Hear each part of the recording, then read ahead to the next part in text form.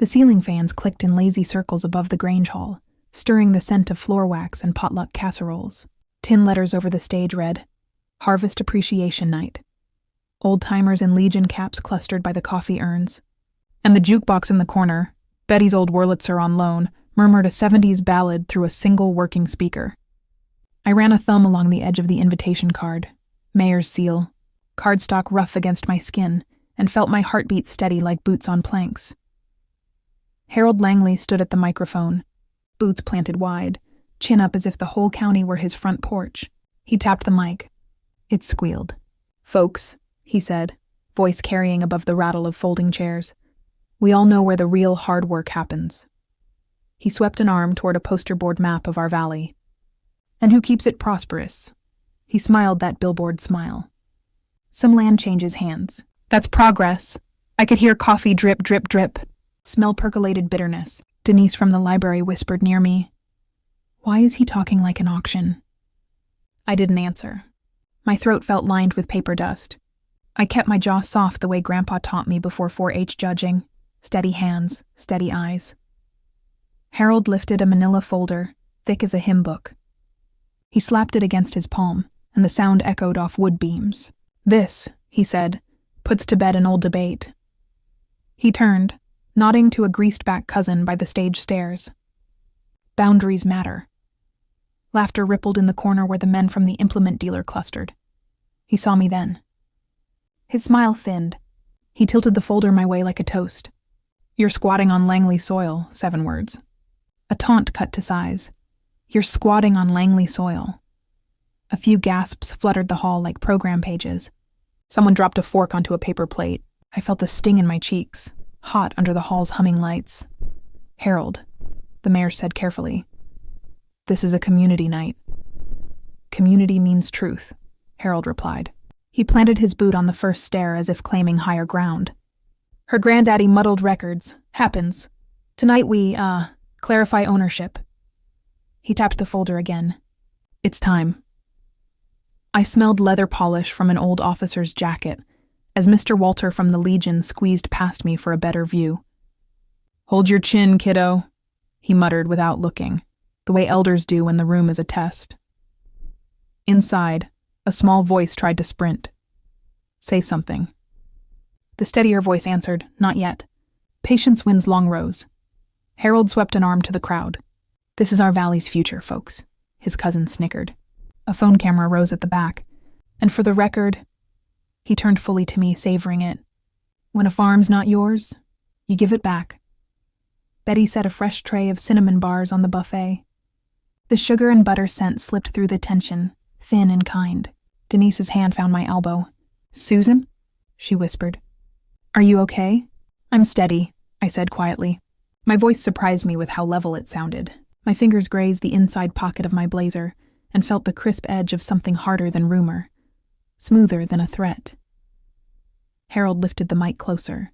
Neighbors, you'll hear from a lawyer on Monday, but tonight you'll hear it from me. He squared his shoulders, jaw set. I claim the West Briar farm. He stood proud, claiming my farm. A hush, not silence, no cliché, just the careful quiet of people deciding whether to breathe. Somewhere, the Wurlitzer needle scraped and found the chorus again. In the kitchen, a faucet squeaked. Out by the door, the old bell gave a tired ring as the wind worried it. I took one step toward the stage. Then another. The floorboards flexed, old pine holding. My left palm rested now on the inside pocket. Not yet, I told myself. Make him think he's already won. Got anything to say? Harold asked, cheerful as a county fair barker. I let my gaze drift to the poster board map, to the red string he'd pinned over fields my family had mended through drought and hail. I felt the grit of dust in my shoes and the cool edge of metal in my pocket. Only this, I said, breath steady. Finish your sentence. I stopped 3 feet from the table on stage, the table where the pie contest trophies usually sat. It was bare tonight, flat, waiting. The crowd leaned in as one organism, chairs creaking like old fences. Harold smirked. Sentence finished. I placed my fingertips on the table's edge and curled them, feeling the varnish stick slightly to my skin. Cliffhanger enough, I thought. Let them lean. Let him crow 1 second longer. I looked at the folder in his hand and the emptiness of the table between us, and I let my hand slide into my pocket. The first fence I mended alone was after the 4th of July storm. The year I turned 12, Grandpa handed me the spool of wire and a pair of gloves stiff with age. "Lines matter," he'd said, voice like gravel shifted gentle. "Not because land's money, because land remembers who kept it." The pasture smelled of wet clover and hot iron. The far-off hiss of the highway sounded like rain that forgot how to fall. My palms blistered and then learned. By 16, I could change a belt on the baler before dawn. Grandpa would tap his pocket where he kept a folded letter from the bank and say, "We borrow against the crop, never against our name." He never explained the mortgage he'd inherited from his father, only patted the letter as if it were a seatbelt. I learned to count not in dollars but in rows, and in the steady tick of the kitchen clock that measured coffee refills at 5 a.m. Harold's father sold crop insurance and arrived after storms with forms like lilies at a funeral. "Just sign," he'd say, sympathetic as a pastor. "These too." Somewhere a fee hid like a nail in tall grass. Grandpa would read every page with his fountain pen uncapped but still, and sometimes he'd send the man away empty-handed. "Respect's a ledger," he told me once, smoothing the pen's gold clip. "Don't let anyone change your totals." Harold and I were in the same 4-H building 3 summers running. He wore polished boots and a belt buckle big as a plate, talked loud about expanding acreage his family didn't own. He'd park his pickup in 2 spaces and toss an arm around girls he didn't know. Like possession was a habit he practiced. When my steer took blue and his took red, he laughed and called it beginner's luck. Sweetheart. I learned then that arrogance sounds like a joke when it's scared. Years later, when Grandpa's knees began to mutiny, I took the pre-dawn runs. I added a second-hand greenhouse and sold starts at the Saturday market. I wrote every sale in a ledger whose cover had a coffee ring older than me. Denise at the library taught me to scan old deeds. Walter at the Legion taught me to stand when my name was called. Betty taught me how to pour coffee without spilling when someone told a hard story at the counter. When Grandpa died, Harold showed up with a casserole we didn't eat and a pamphlet about estate options. He stood on the porch and let his gaze skim the fields like a hawk. "You could, fold this into our operation," he said. "My dad always wanted to help your granddaddy straighten those records." He smiled. Old folks kept things casual. I felt the porch rail under my hand, splinters pressing a map into my palm. "We'll be fine," I said. The wind smelled faintly of gasoline from the shed where Grandpa's old Ford waited for me to learn a new noise. He shrugged and left the pamphlet on the swing. It slid into the grass overnight, and the dew wrinkled it to a curl. After the funeral, I spent my evenings at the clerk's office, the fluorescent lights buzzing like patient bees. The deed book spines were cracked from hands. The copy machine sighed, then blinked warm. "You doing this for a class?" the clerk asked one night. "For a promise," I said. The paper's texture under my fingers felt like an oath. I traced the chain of title through names I did not know, back to a government patent older than my farmhouse windows. In the Legion Hall, between pot roast and wedding receptions, Walter showed me how to read survey calls. "From the Big Oak to the Creek Bend," he said, tapping a line. "Then south by a chain and half." He showed me what a chain meant. I walked it in my head until my feet understood. I hired a surveyor with money I would have used to paint the east gable. He marked with bright flags that made Harold's hired hand slow his truck on the road. The wind carried Diesel's heavy breath. I kept my eyes on the flags and my mouth shut. At Betty's diner, the jukebox found "Can't Help Falling in Love," and Betty slid me a mug. "You look like you're holding your breath, honey." "I'm holding a line," I said. My index finger worried the mug's chip. Steam fogged my glasses. "And proof." "When it's time," she said, "set it gently. Then let it speak." The last document I needed came in a stiff mailer with a county seal, and that papery smell like new textbooks. The clerk had initialed every page with neat, careful script. I held the deed in my lap as if it might bolt. Under my palm, the raised seal pressed a small sun into my skin. I tucked the deed into a rigid sleeve and slipped it inside Grandpa's old portfolio, the one with the brass clasp cool as creek water. Then I placed the portfolio in my blazer, practiced the reach, down, thumb, lift, until my fingers knew it like gears. Harold, meanwhile, talked louder around town. At the feed store, "She's sentimental." I'm practical. At the market. County loves development. At church. Good stewardship is consolidation. He was rehearsing a crown he hadn't earned. When the mayor's invitation came for Harvest Appreciation Night, typed polite and civic, I held it under the kitchen lamp. Moths ticked the glass like soft rain. I thought of Grandpa's fountain pen, of Walter's chain, of Betty's advice. Inside, a calm voice settled like loam. Take it public. Let the truth stand on its legs. Now back in the Grange Hall, Harold's folder flashed like a fish under light. I felt the cool, flattened promise against my ribs where my blazer pressed. I exhaled, and the smell of coffee and cinnamon peeled back a layer of fear. Snap to present, I told myself. I lifted my eyes to Harold's grin and set my hand flat on the waiting table. Ladies and gentlemen, Harold said, as if a judge were about to enter. He slipped a page from his folder and held it up, shaking it so the paper hissed. Affidavits, surveys, expert opinions, a tidy bundle. Opinions aren't boundaries, Walter called from the coffee urn, voice dry as rope. Harold winked at him. Some folks confuse nostalgia with law. Laughter gathered again in the implement corner. Tinny. Small. He leaned toward me. You'll be happier when the pressure's off, Susan. Farming's heavy for, well. His eyes flicked to my hands. Some shoulders. 2 taunts would break my own rule. I counted his words like fence staples. For, well, some shoulders. Not quite an insult. He wanted me to swing first. I felt the roughness of the table edge. I let the splinters talk to my fingertips instead of my mouth. Denise stepped closer, breath a quick ribbon at my ear. He's baiting you. I know.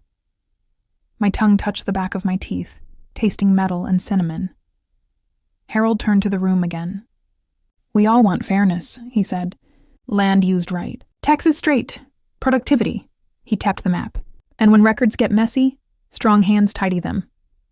Strong doesn't mean grabbing, Betty said without raising her head, slicing a pan of bars. The knife's rhythm made a gentle clock. Harold's cousin carried up a big poster with a satellite print of our 2 properties. Blue painter's tape squealed as they slapped it to the easel. Here's the line she thinks is hers, Harold said, tracing the satellite's creek. Cute. He drew his finger across my pasture like a windshield wiper. Here's the real one. A murmur rose, sound layered with the soft scrape of chairs, the clink of an enamel mug, the useless rattle of a window that never latched. I watched faces tilt, Frank the mechanic, Linda who ran town hall, Charles, who cut hay for half the valley when storms hit. Their eyes slid between map, man, and me, waiting for whatever would make tomorrow's story. Inside, I examined fear like a tool. It had weight but no edge. I set it down. Harold, the mayor tried again. Perhaps this should be— No, he said. All good cheer. We're neighbors. Let's be transparent. He set his folder on the stage table with a thud, as if he were planting a flag. I heard the paper shift inside his folder like leaves in wind. Your granddaddy was a good man, he said to me, voice taking on that funeral softness his father had worn.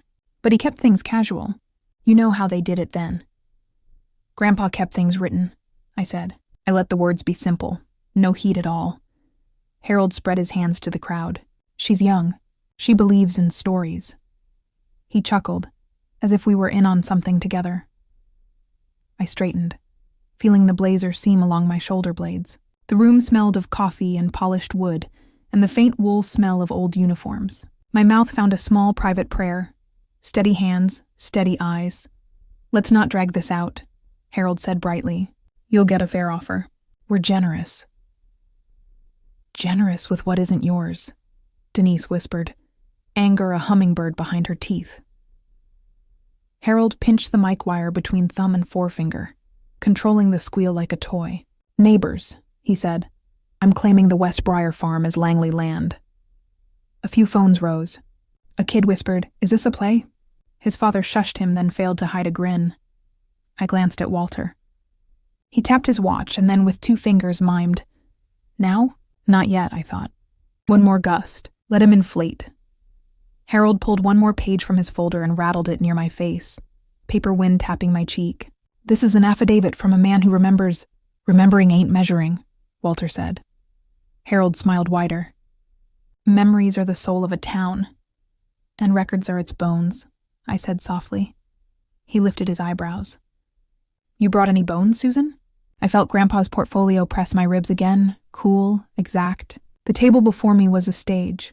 Old pine, scuffed by trophies and pies, and now this. Say your last piece, I said. Then I'll say mine. He leaned in, a whisper crafted for drama. It's over, I nodded once. The motion made the light flick the brass button on my blazer like a small star.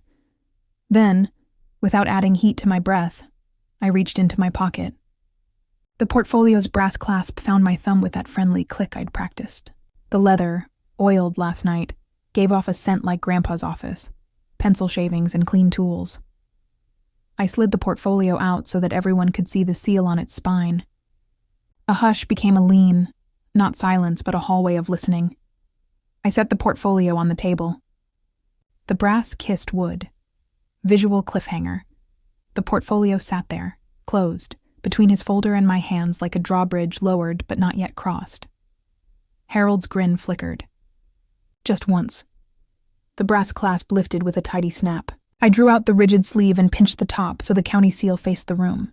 The embossed sun caught the hall lights and threw back a soft halo that found the Legion caps and the church ladies and the farm hands with dust still on their cuffs. This, I said, voice even, is the recorded deed to West Briar, including the corrected metes and bounds, the survey plat, and the clerk's certification. Date stamped last month, indexed under my name. I slid the first page free. The paper rasped like a match starting. Harold laughed on cue. Anybody can print a template.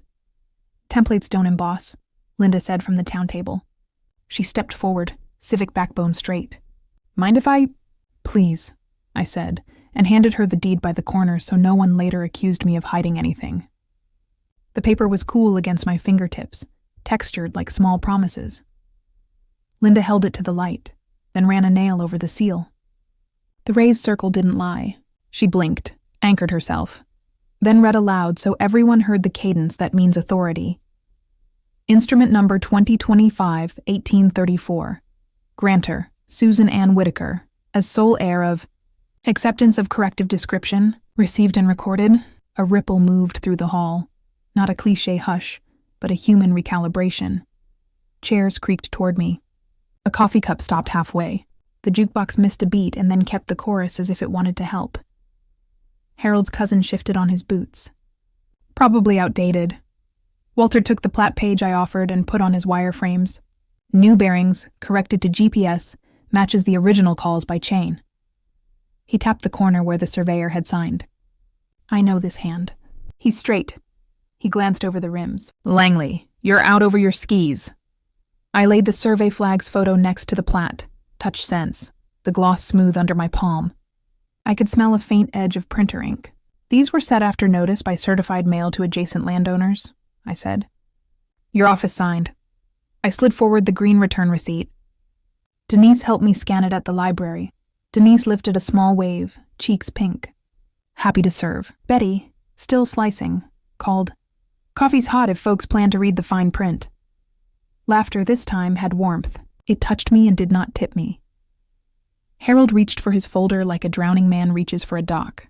Affidavits don't beat a recorded deed, Linda said, voice now full town hall. And a corrective deed recorded with a certified plat. That's heavy lumber. Boundary by acquiescence, Harold said too fast, pulling a phrase he didn't own. Walter shook his head. That's not how acquiescence works, and you know it. I turned the deed so the room could see my name again.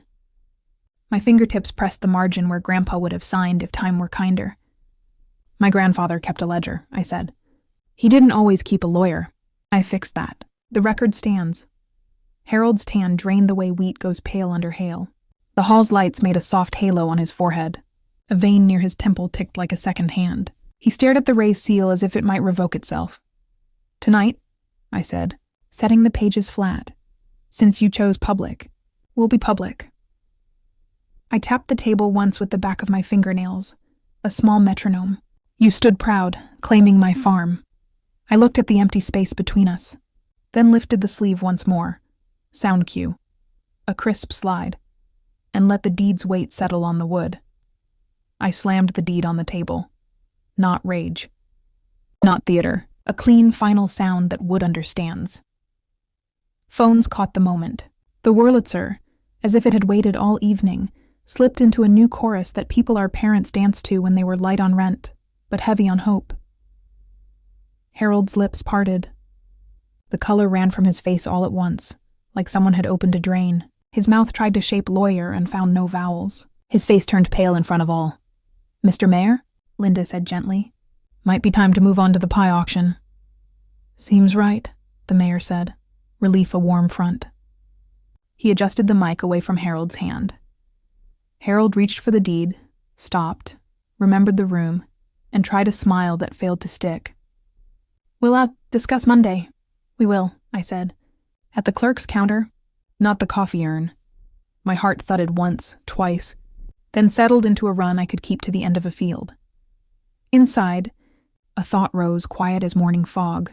You kept the line, "Susan, that's all." The pie auction began with the blueberry that always goes high, Walter doing his mock-serious patter while kids waved dollars like flags. Laughter, real this time, stitched the room back together. I slid the deed pages into the sleeve and closed the clasp with that friendly home sound. The brass felt cool, honest. Paper edges ticked against one another like cards squared by a dealer.